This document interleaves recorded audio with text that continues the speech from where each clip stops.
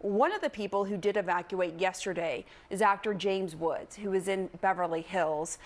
Thank you for joining us. Talk to us. Oh, my what have pleasure. you seen? Well, we were literally in the exact epicenter of the fire as it started. Oh, that's actually a view from my porch. Yep, this That's is a the video house, you one shot. below us Yep. on fire. Yeah. We My neighbor called and he said a fellow named Robert Trinkteller was about 5 houses up. You have to understand the Palisades is a very almost like an old-fashioned neighborhood. Sidewalks, all the neighbors know each other. We all have each other's phone numbers, and people are very aware that we're in a fire zone.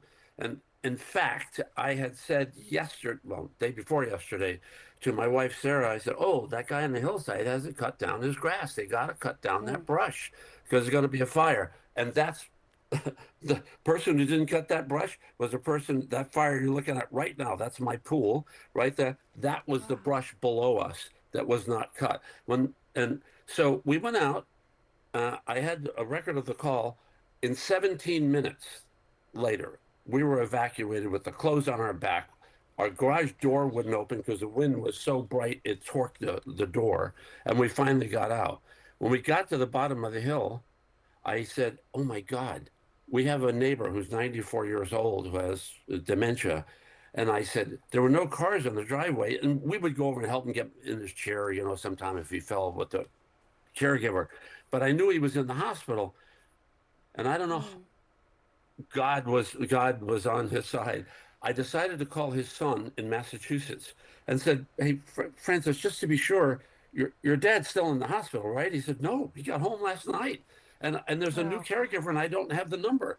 And they wouldn't let us back up. So I finally got through to 911 and said, "A welfare check, you got to go check on this guy." Well, there was a miscommunication. And I called my neighbor who hadn't evacuated yet. He was on his roof fighting his fire. He'd been on my roof. He'd hosed my roof down. I said, "Go in and check on him." He went. He said, "The door's open. There's nobody here." He went in and yelled. He said, "No, nobody here." I said, "Look, just go behind the pantry. There's a little room. We can see him during the day. He likes to sit there because there's a garden." He went in and found him. He'd been left alone. Okay. And it turned out the fire department made the new caregiver leave. And, she just does what she was told. They said, "We're coming back for him." Well, they hadn't come back for him. I'm hoping that they would have. But, there was so much chaos. It was like an inferno. Every house was on fire around us. And, he got him out, and the house burned down about an hour later. He would have been in there alone. It was just...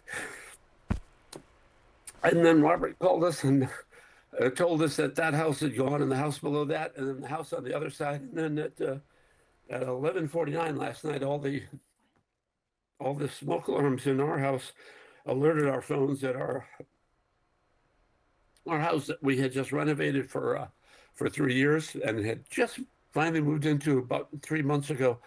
All the smoke alarms are going off, so that's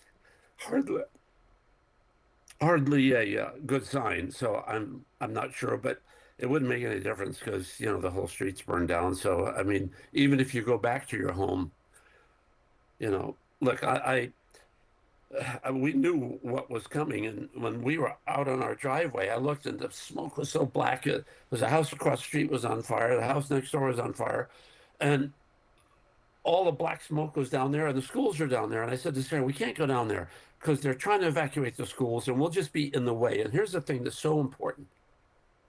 People have got to evacuate when they tell you to evacuate.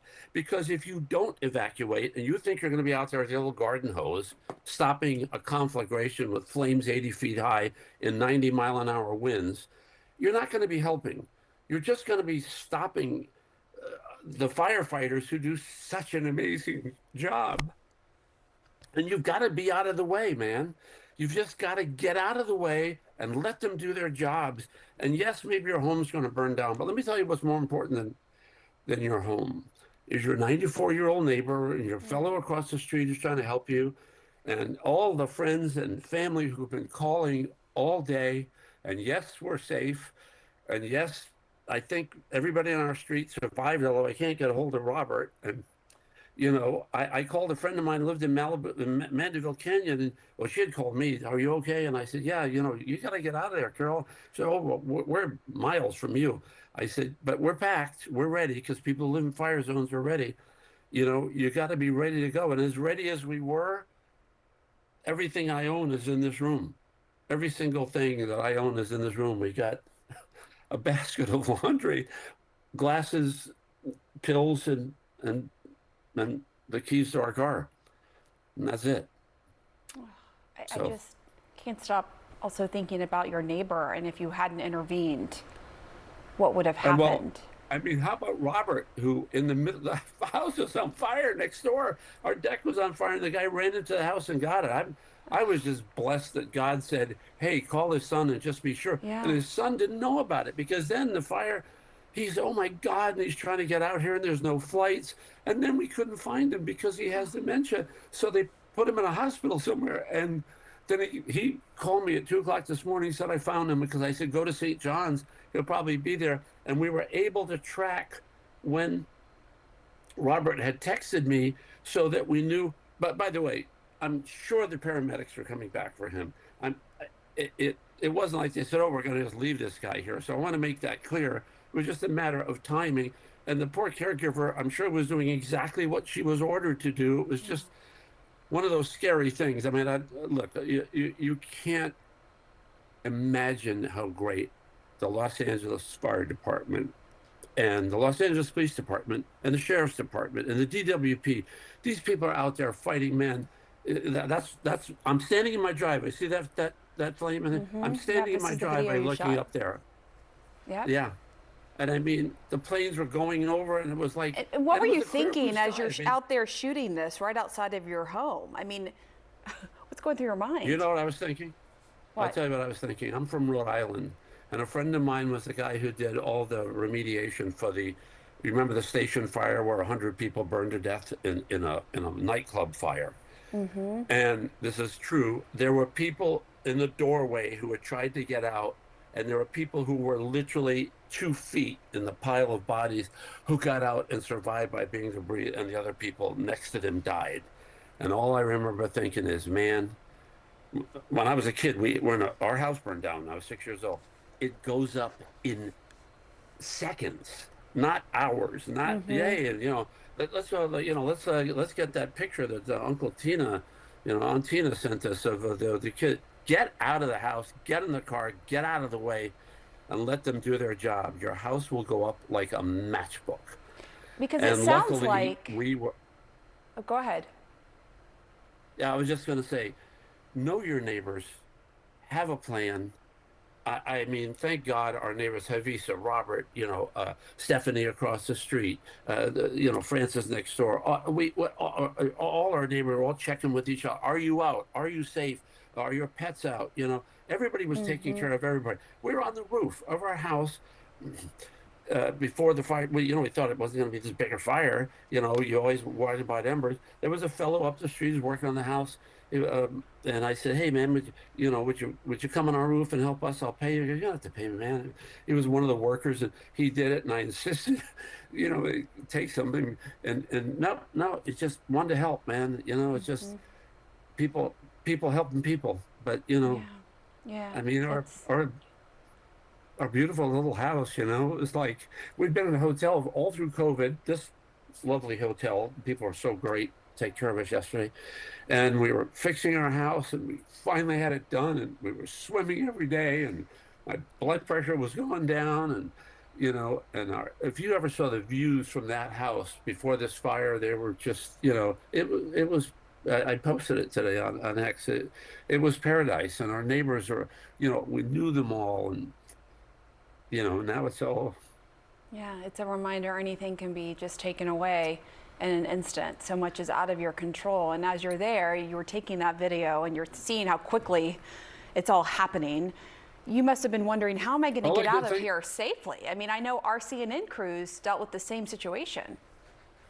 Well, let me tell you, I was standing in the driveway, and all of a sudden I said, the planes are going over. They dropped the retardant, but they're like, what it's like. Those planes aren't, 2,000 feet in the air. They're like 40 feet over your house,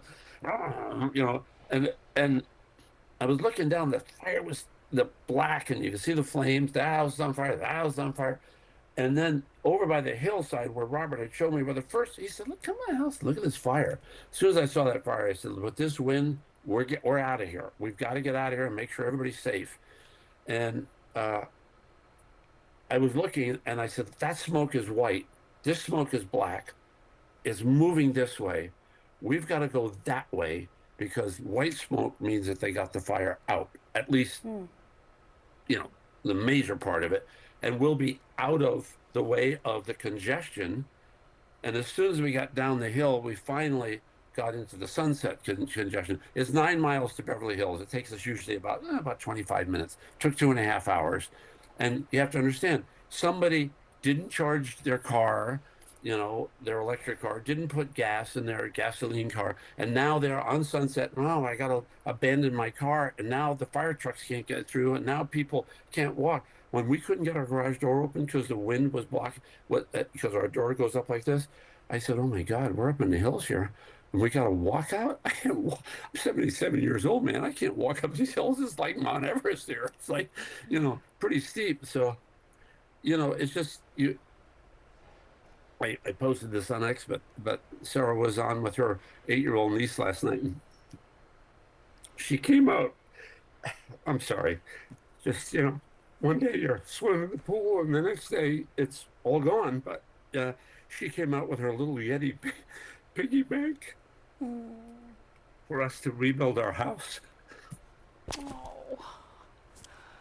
Oh my gosh. James Woods, we all hope that you will be able to rebuild your house, maybe starting with that little Yeti piggy bank. And we're just glad that you're okay and your wife is okay. I'm sorry, and have your lives. Yeah, no, I mean, this is real and it's raw. I thought and I would be stronger than this. You know what? Strength is not measured by whether, you hold in crying or not. Strength is what you are doing now and helping your neighbors and shining a light on the great, amazing work of all those firefighters and emergency crews out there. You have so much strength, and we appreciate you coming on to reflect what so many others just like you are experiencing in that raw emotion right now. We wish you the best, you and your wife, as you rebuild your lives. So many people are doing that right now and trying to process what's going on. So, James, and also keep us posted on your 94-year-old neighbor and everything going there. We're going to continue to talk, and we wish you the very best. He's okay. Yeah. They found him. He's in the hospital. He's okay. Yeah. I just worry. If anybody knows where Robert Trinkteller is, call me. Let me know. All right. That's an important message. And also there's this app that's really important called Watch Duty Wildfire Map, and it helps you know where the wildfires are, how many acres it's covering, and how to evacuate. So I want to put that out there too, as just a resource for people. James Wood, thank you so much, and we wish you the best. Yeah, thank you very much. Thank you for joining us.